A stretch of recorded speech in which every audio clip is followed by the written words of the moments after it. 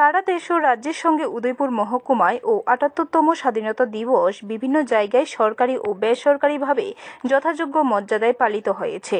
উদয়পুর মহকুমায় মূল অনুষ্ঠানটি পালিত হয়েছে উদয়পুর নেতাজি সুভাষ মহাবিদ্যালয়ে। সেখানে পতাকা উত্তোলন করেন রাজ্যের অর্থমন্ত্রী প্রণজিৎ সিংহ রায়।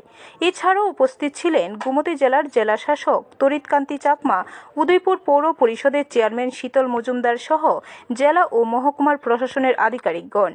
রাজ্যের অর্থমন্ত্রী প্রণজিৎ সিংহ পতাকা উত্তোলন করার পর পুলিশ, সিআরপিএফ, টিএসআর, মহিলা পুলিশ, এনএসএস, এনসিসি কর্মীদের গার্ড অব অনার গ্রহণ করেন। শেষে মন্ত্রী প্রণজিৎ সিংহ রায় বলেন, ৭৮তম স্বাধীনতা দিবস আজ পালিত হচ্ছে সারা দেশসহ আমাদের রাজ্যেও। এই দেশকে স্বাধীন করার জন্য যারা দেশে প্রাণ দিয়ে মৃত্যুবরণ করেছে তাদের প্রতি সমবেদনা জ্ঞাপন করা হয়। দেশ ও রাজ্যকে এগিয়ে নিয়ে যাওয়ার জন্য দেশের প্রধানমন্ত্রী যেভাবে সাহায্য ও সহযোগিতা করছেন সেজন্য কৃতজ্ঞতা প্রকাশ করেন তিনি।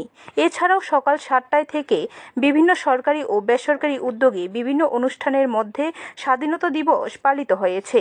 গোমতী জেলা পরিষদ, পৌর পরিষদ, জেলা ও মহকুমা শাসক অফিস সহ স্কুল, কলেজ সহ ব্যবসায়ী প্রতিষ্ঠানে পতাকা উত্তোলন হয়।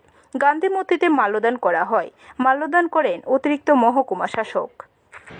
আমাদের সমাজে সামাজিক উন্নয়নের যে 4টি মূল স্তম্ভ, গরিব, মহিলা, যুবক এবং অন্নদাতা কৃষক, তাদের উন্নয়নের উপর ভারত সরকার লক্ষ্য স্থির রেখে উন্নয়নের ধারা অব্যাহত রেখেছে।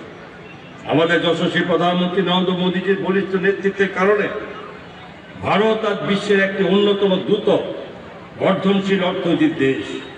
আমার ভারত 5 জিডিপি সহ বিশ্বের বৃহৎ অর্থনীতিতে পরিণত হবে এবং ভারত সরকার অব্যাহত অর্থনৈতিক মাধ্যমে 2030 সালের মধ্যে দেশের অর্থনীতি 60 স্পর্শ করবে বলে আমরা আশা প্রকাশ করছি।